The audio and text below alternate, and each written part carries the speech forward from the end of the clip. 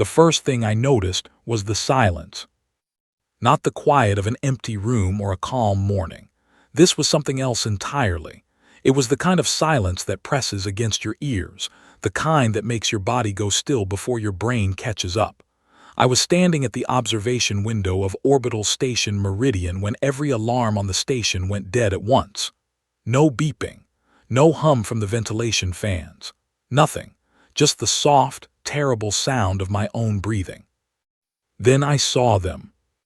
They came out of the dark between Jupiter and the asteroid belt, and at first I thought it was a sensor glitch.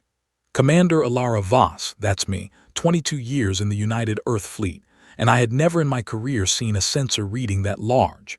Lieutenant Owen Price was sitting at the navigation console 3 meters to my left, and I watched the color drain from his face the way water drains from a cracked glass. Slow at first, then all at once.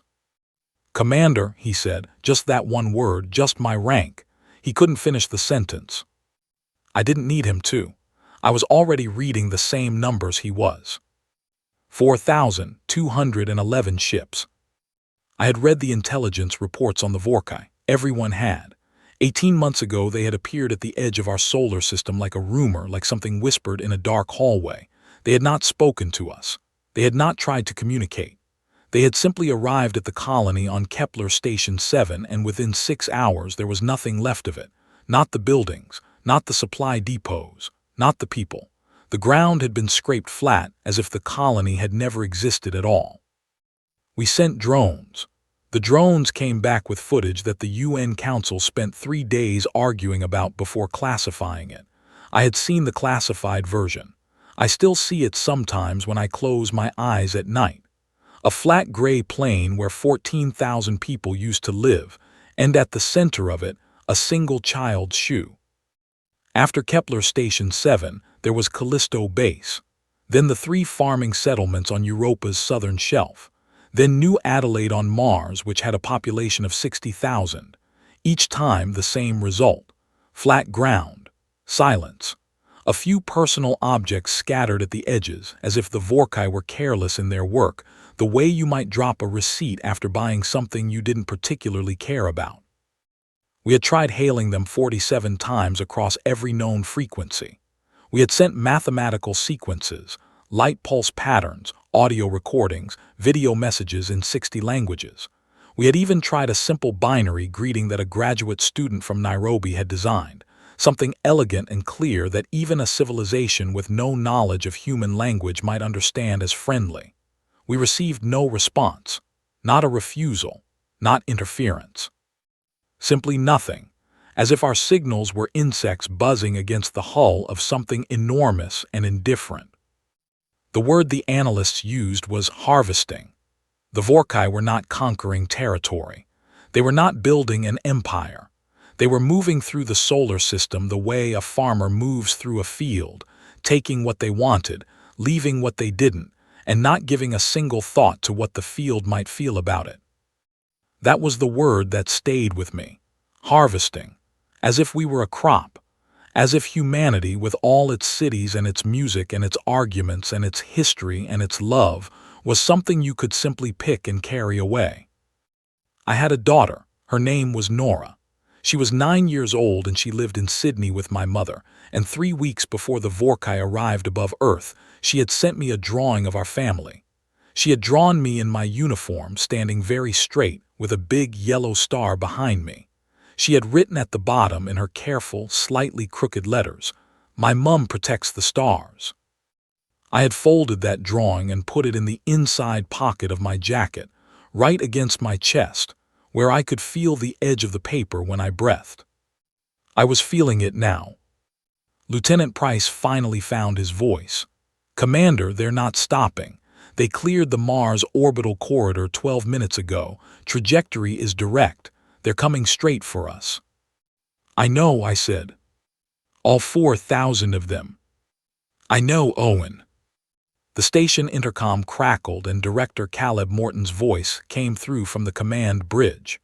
Morton was the senior UN liaison on Meridian, a tall, gray-haired man from Edinburgh who had spent 30 years negotiating trade agreements between Earth's nation-states and who, in my experience, was almost impossible to frighten. His voice was frightened now. "Commander Voss, we need you on the bridge immediately." I took one last look at the observation window. The Vorcai fleet was not yet visible to the naked eye, but I knew it was there the way you know a storm is coming before you can see it. You feel it in the pressure of the air. You feel it in the way the light changes. I turned and walked to the bridge. The UN Emergency Council was already assembled in a remote session on the main screen, 23 faces in a grid, people from every nation on Earth who had been pulled from their beds or their offices or wherever they had been when the alerts went out.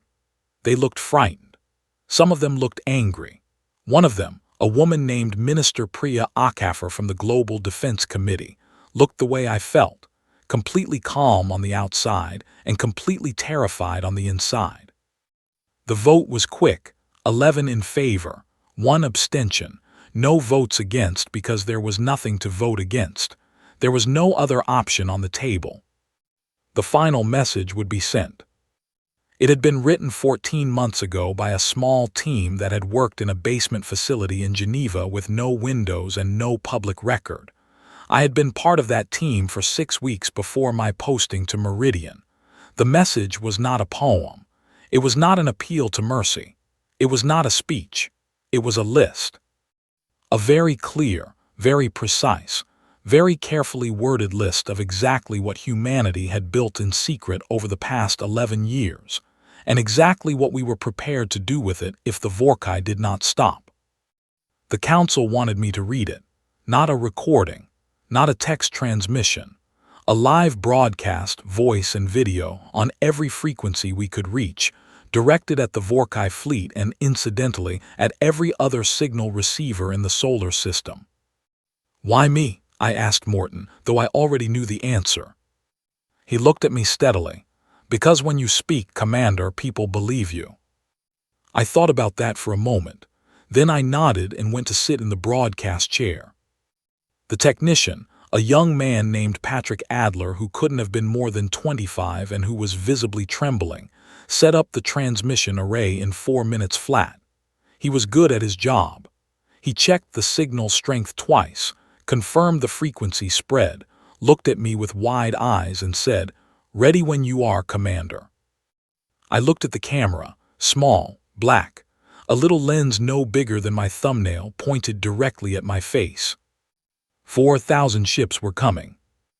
The cities of Earth were going dark below me, emergency protocols cutting the lights to reduce heat signatures, and from the observation windows on the port side of the bridge, I could see the coastlines of continents outlined only by the faint glow of emergency strips along the evacuation roads.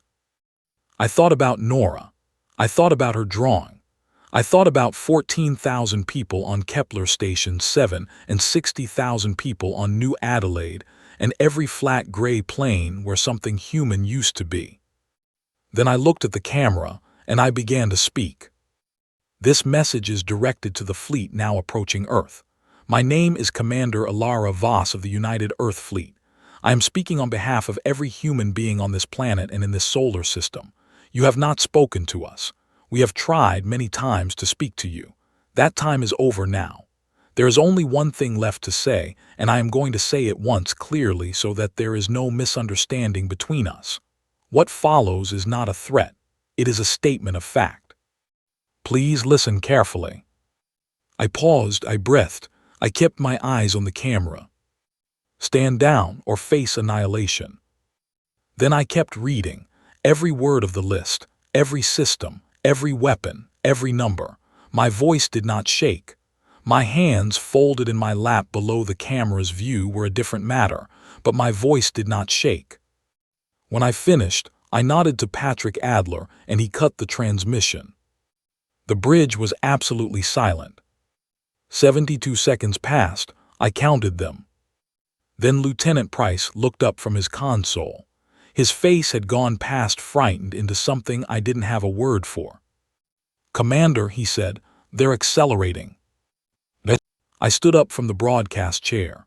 I straightened my jacket. I felt the edge of Nora's drawing against my chest. "Then we begin," I said. The message had taken 11 minutes and 40 seconds to deliver.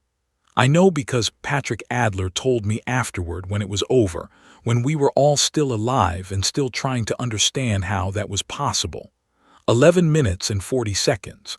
The longest 11 minutes of my life, and I have had some long ones. But the Vorcai did not stop, and so what came next began. At 3:47 station time, I gave the order to activate the deadfall array. The array had been 11 years in the making. It had been built in the dark, piece by piece, funded through budget lines with names like Orbital Infrastructure Maintenance and Deep Space Research Support and Satellite Replacement Program. 216 engineers had worked on it across 3 separate facilities, none of whom had access to the full design. Only 7 people on Earth knew exactly what the array was and how it worked. I was one of them. It worked by disrupting the quantum resonance field that Vorcai ships used for their propulsion system. We had figured that much out from the wreckage they left behind on Europa, fragments of hull material that our scientists had analyzed for 9 months before one of them, a physicist from Oslo named Dr. Ingrid Holt, had an idea in the middle of the night and written it down on a napkin, and then sat very still in her kitchen for a long time before calling her supervisor. The array didn't fire a beam. It didn't launch a projectile. It simply sent a pulse, a very specific frequency pulse, and if the pulse hit a Vorcai propulsion core at the right angle, the core would fail. Catastrophically. I gave the order. Patrick Adler relayed it. 3 seconds later, the array fired.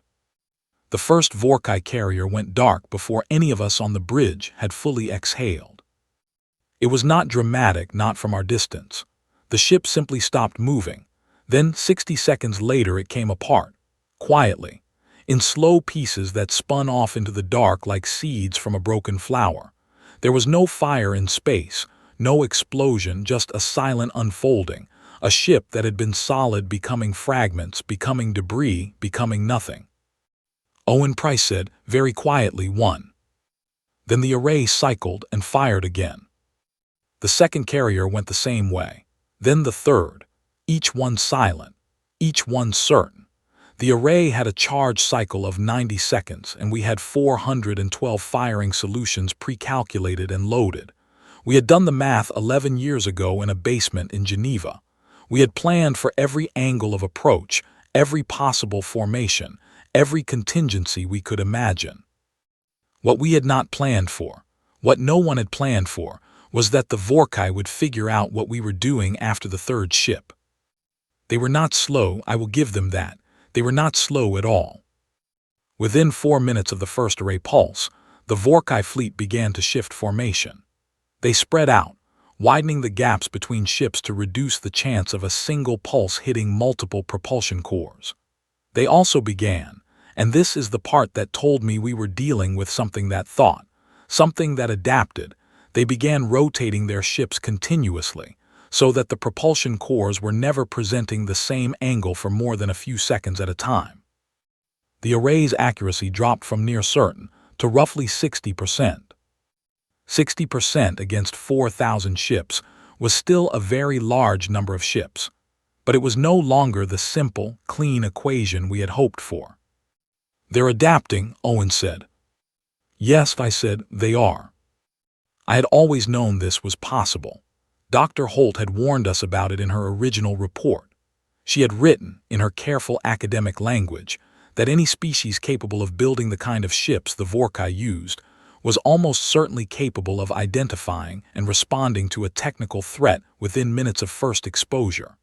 She had recommended we not rely on the array as a primary weapon, but as a first strike, something to thin the fleet before we committed our other systems. We had listened to her. The deadfall array was never meant to win the fight alone, it was meant to begin it. I turned to Lieutenant Commander Fiona Blake, who was managing the weapons grid from the secondary console. Fiona was from Bristol, 34 years old, and she had the calmest hands of anyone I had ever worked with. Right now, those hands were moving across her console with a precision that I found genuinely reassuring. Fiona, I said, lunar mirrors target the forward column. Targeting, she said. Ready in 40 seconds. The lunar mirror batteries were the second layer of the plan. 17 enormous reflective arrays positioned across the moon's near side, each one capable of focusing and redirecting solar energy into a coherent beam of extraordinary intensity. Not a laser in the conventional sense, more like a river of light, channeled and aimed. They had been installed over the past 7 years under the cover of a solar energy research project, which was technically true in that they did research solar energy, and specifically research how to aim it at things very far away with great accuracy. Fiona's hand stopped moving. Ready, she said. Fire, I said. The mirror batteries don't make a sound when they fire. There's nothing to hear. What you see, if you're watching from the right angle, is a shimmer on the moon's surface, like heat haze, and then a line of light so bright it leaves a mark on your vision even through the polarized observation filters. The forward column of the Vorcai fleet had 14 ships in tight formation, moving faster than the rest in what I recognized from our tactical models as a spearhead configuration. They were trying to punch through our orbital perimeter before we could respond. The mirror beam hit the lead ship and held there for 3 seconds. 3 seconds is a very long time when you are watching through polarized glass. The ship did not come apart the way the array's targets had. It did something different. It simply went bright and then brighter, and then there was a pulse of light that made every filter on every observation port on Meridian go fully opaque for 2 seconds, and when they cleared, the lead ship was gone. Not broken, not in fragments, gone. And the 3 ships immediately behind it were tumbling out of formation, their outer hulls warped and pitted, their propulsion systems damaged. 4 confirmed, said Owen. He had stopped counting after the first 3 array hits. Now he was counting again. Keep the mirrors on the forward column, I said. Don't let them regroup. This was the moment, I think, when the Vorcai understood that what they had arrived at was not what they had expected. They had come to harvest. They had done this, according to the intelligence we had pieced together from signals and debris, and the testimony of a single surviving drone from Callisto Base, approximately 41 times across 41 different star systems, 41 civilizations. Some of them had fought back, in the way that an animal fights back when it is cornered, with courage and desperation and no real plan. The Vorcai had never encountered a plan. They encountered one now. The mass driver network activated at 4:12 station time, 9 minutes after the array's first shot. This was the third layer. 600 electromagnetic accelerators embedded in asteroids throughout the inner belt, each one loaded with tungsten cylinders approximately the size and weight of a family car, each one capable of launching its payload at 4% of the speed of light. The targeting system had been calculating firing solutions for the past 7 years. It knew exactly where the Vorcai fleet would be. The Vorcai didn't see it coming. Not because they weren't looking, but because tungsten cylinders traveling at 4% of light speed are extremely small and extremely fast, and by the time your sensors can confirm one, it has already arrived. The volley took 11 minutes to cross the distance from the belt to the fleet.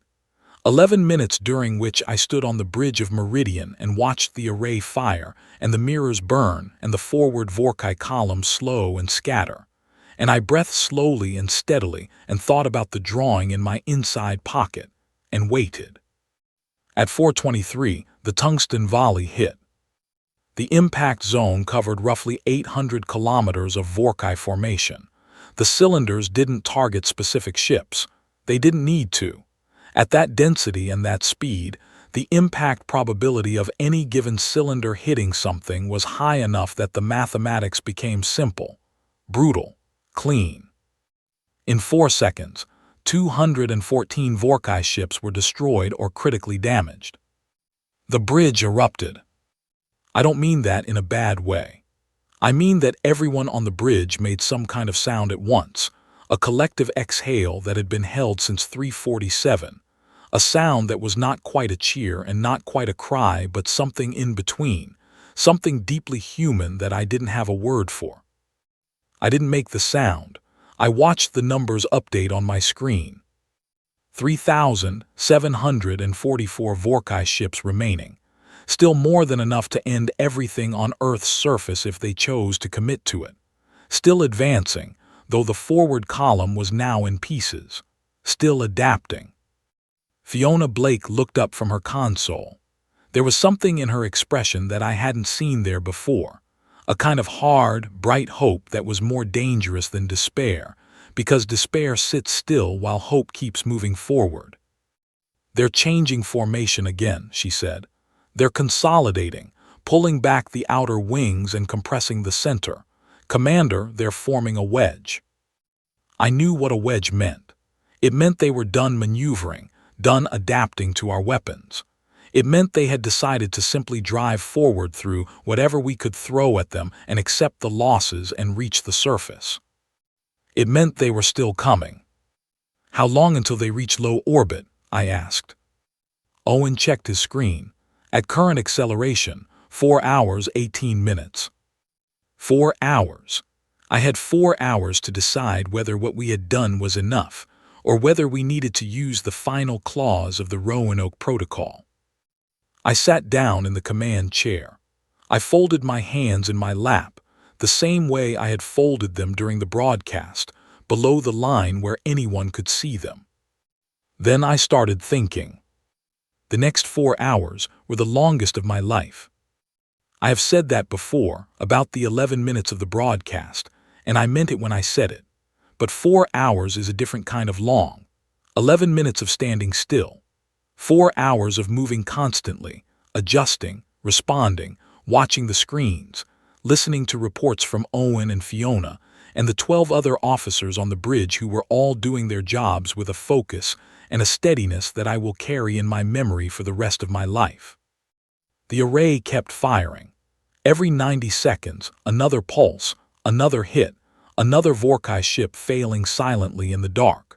The rotation trick they had adopted reduced our accuracy, but we were still landing roughly 55 to 60% of shots, and the crews running the array from the ground facility in Iceland were not resting.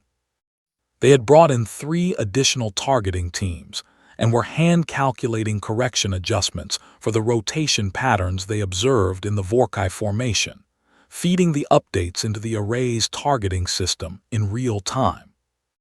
I know this because Dr. Ingrid Holt herself was leading those teams. She had driven to the facility from Reykjavik at 3 in the morning when the alerts went out, and she had sat down at a terminal with a cup of coffee and started working, and she did not stop working for the next 31 hours. I didn't know that at the time. I found out afterward, but it matters in the telling of it because it is a very human thing to do. To drive through the dark to a facility in Iceland and sit down and start working because you built the thing and you want to make sure it works. The mirror batteries continued their sweep through the forward Vorcai column. The column was no longer a column. It was a scatter of individual ships, some of them moving erratically, some of them holding still in ways that my tactical officers found difficult to interpret. Lieutenant Marcus Webb, who had been studying Vorcai ship behavior since Callisto, suggested they might be damaged ships whose crews were attempting repairs.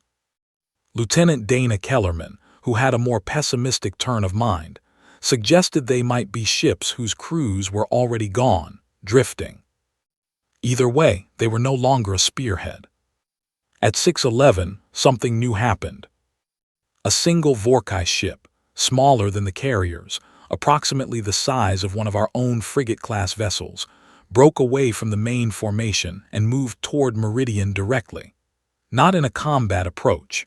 It decelerated as it came closer, which is the opposite of what you do when you're attacking something. It came to a stop approximately 200 kilometers from our hull and simply held there. Owen Price stared at his screen for a long moment. "It's not targeting us," he said. "It's not charging weapons, it's just sitting there." "Is it broadcasting?" I asked. He checked. "Yes, on a frequency we haven't heard them use before, narrow beam pointed at us." I looked at Marcus Webb. Marcus had a background in xenolinguistics, which is the study of potential non-human communication systems, a field that had been largely theoretical until 18 months ago and had since become very suddenly practical. "Can we decode it?" I asked. He was already working. "Give me a few minutes." I gave him 6. In those 6 minutes, the main Vorcai fleet continued its advance, and the array continued firing, and the mirror batteries swept slowly across the formation, and 2 more Vorcai carriers went dark. But the small ship held its position 200 kilometers off our hull, broadcasting steadily, and I felt something I had not felt since this began. I felt curious. Marcus looked up. "I can't decode the content," he said. "Not yet, but the structure of the signal, it's organized, it's intentional, it's not random noise, and it's not a weapon frequency. Commander, I think they're trying to talk to us." The irony of this was not lost on me. 47 times we had tried to talk to them. 47 times they had said nothing. We fire 300 of their ships out of the sky, and suddenly they want a conversation. I did not say this out loud. It was not the right moment for observations of that kind. "Keep trying to decode it," I said, "and keep tracking that ship." At 7:14, the main Vorcai fleet crossed the low-orbit threshold. They were close enough now that the ships were visible to telescopes on the surface.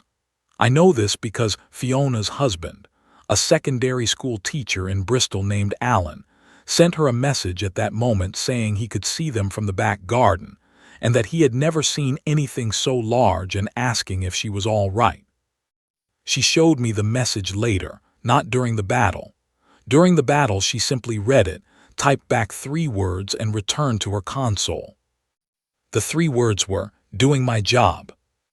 The Vorcai wedge hit our orbital perimeter at 7:31, and the second phase of the battle began.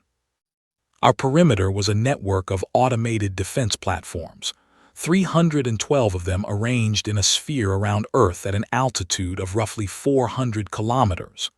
They were armed with conventional rail guns and a newer directed energy system that one of the development engineers had named, with what I consider an inappropriate cheerfulness, the sparkler. Each platform operated independently with its own targeting AI, which meant they could not be shut down by disabling a central command node, and they could not be deceived by jamming our communications, because they didn't need to be told what to do. They already knew. The Vorcai wedge hit the perimeter, and the platforms opened fire. What followed was the most intense 90 minutes of the battle. The Vorcai were pushing hard, accepting losses, trying to break through the perimeter line the way you might push through a thorn hedge by simply committing to forward movement regardless of the scratches. They were losing ships. We were losing platforms. Platform 73 went dark in the first 10 minutes, then 41, then a cluster of 7 in the mid-southern quadrant where the Vorcai had identified a gap and hammered it. And then one of the Vorcai beams found a path through the gap and hit the surface. I heard Owen Price say, "Impact," in a voice I did not recognize as his, and I looked at the geographic display, and I saw a marker in the Saharan region of North Africa where a beam had held for 12 seconds before the platform coverage closed the gap and blocked it. 12 seconds. I didn't have immediate casualty figures. The evacuation protocols had been active for hours, and that region had been prioritized because of its low natural cover. I told myself that, and I kept moving, and I kept giving orders. The perimeter held. It held because of the platforms that were still active, and because the array kept thinning the attacking fleet, and because Fiona Blake had spent the past 4 hours preparing the mirror batteries for a new targeting solution that she activated at 8:49 without asking for my authorization, because she could see that I was occupied, and she knew what needed to happen. 17 mirror arrays focused together. Not on individual ships, but on the rear of the Vorcai wedge, on the engine sections, on the part of the fleet that was pushing from behind. The rear of the wedge came apart in 4 minutes. Without the pushing force from behind, the wedge stopped. It did not retreat. It simply stopped moving forward, and for 7 minutes the Vorcai fleet held still. 7 minutes of stillness, while the array kept firing and the platforms kept shooting, and Marcus Webb sat at his linguistics console and worked. And I stood in the center of the bridge and breathed and waited and felt the edge of the drawing in my pocket. Then Owen said very quietly, "Commander, the outer wings are pulling back." I looked at the screen. He was right. A third of the fleet, the ships that had stayed back and watched while the wedge drove forward, were moving, not toward us, away from us, back toward the dark between Jupiter and the asteroid belt. A third of the fleet was leaving. I didn't let myself feel anything about that yet. What about the center? "Holding position," Owen said. "No advance, no retreat."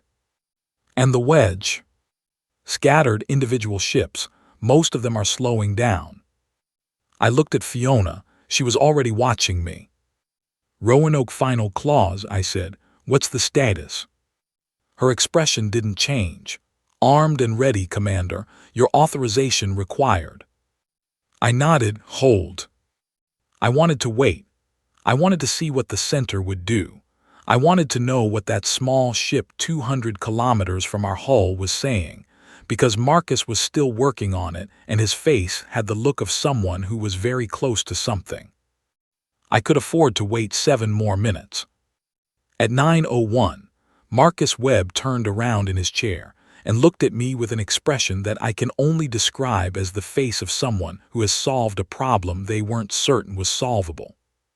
"I have something," he said. "Tell me." He looked at his screen. "It's not complex.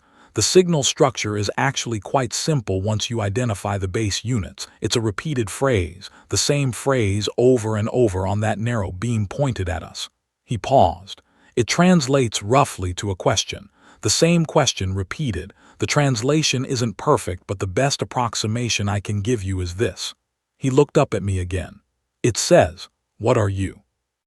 The bridge was quiet. Not a question about our species name.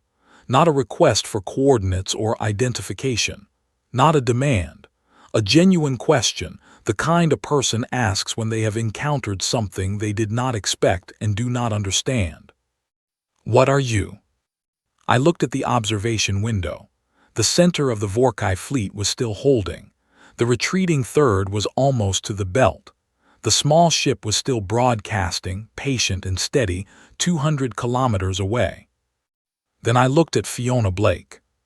"Keep the Roanoke claws armed," I said, "but don't fire it yet." She nodded. I walked to the broadcast console and sat down in the chair again. The same chair I had sat in hours ago when I read the final message. I looked at the camera, the small black lens. My hands were in my lap. I nodded to Patrick Adler. He activated the transmitter, narrow beam, pointed at the small Vorcai ship. I looked at the camera and I said, "We are the people who live here, and we are not going to leave." Then I nodded to Patrick again, and he cut the transmission. For 60 seconds, nothing happened. Then the center of the Vorcai fleet, 3,000 ships that had been holding still, turned. Not in a weapons arc. A turn. A movement of the entire formation slowly like a turning tide away from Earth, away from the perimeter, away from us. Owen Price watched his screen for a long moment without speaking. Then he said, "They're moving away." He checked again, then he said it properly. "Commander, they are retreating." I sat in the broadcast chair and I did not say anything for a while. I breathed. I felt the paper in my pocket. I listened to the sounds the bridge made as the officers began to understand what had just happened. The battle was not over.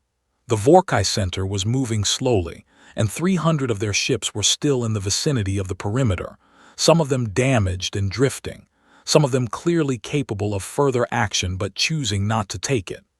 There would be hours of monitoring ahead, and days of assessment, and weeks of repair. But the center was moving away. The small ship, 200 kilometers from our hull, received my transmission, processed it, and then turned and followed the fleet. It did not transmit again. It simply left. Fiona looked at me from across the bridge. The hard, bright hope in her face had changed into something quieter and deeper. Something that had no name I knew of but that I recognized, because I was feeling it myself. "Stand down the Roanoke claws," I said.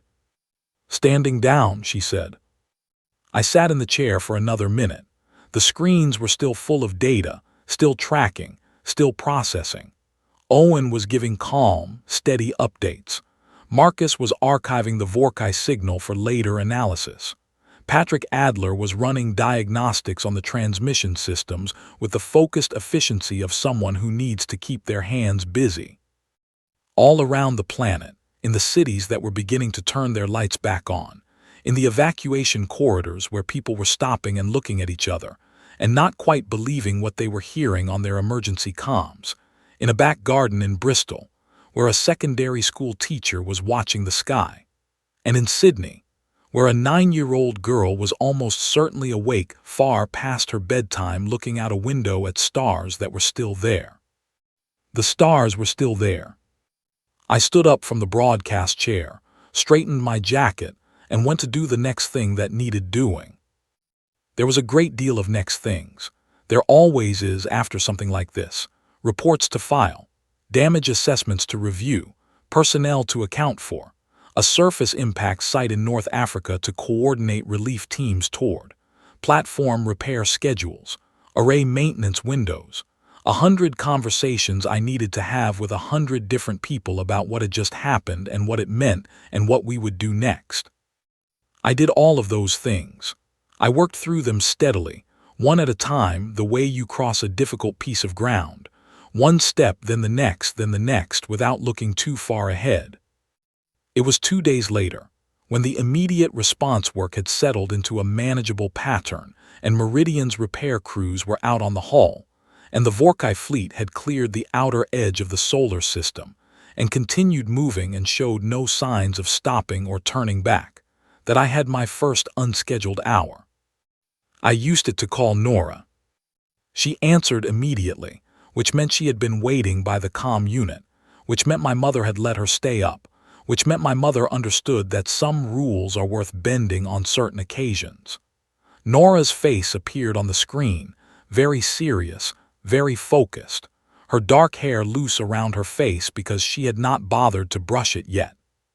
"Mum," she said. "Hello, love," I said. She looked at me for a long moment with the particular intensity that 9-year-olds sometimes have, the one that seems to see everything. "Did you do it?" she asked. "We did it," I said. "We're all right." She nodded, as if this had been the expected result all along, and she had simply been waiting for the confirmation. "I kept the lights on," she said. "Grandma said to turn them off because of the protocol, but I kept my bedside light on, so you could see it." I could not have seen a bedside light in Sydney from Meridian. Nora knew this perfectly well. It didn't matter.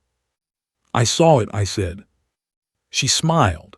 It was her real smile, the one that looked exactly like her father's had, the wide one that reached all the way up to her eyes, and I felt something in my chest loosen after days of being held tight.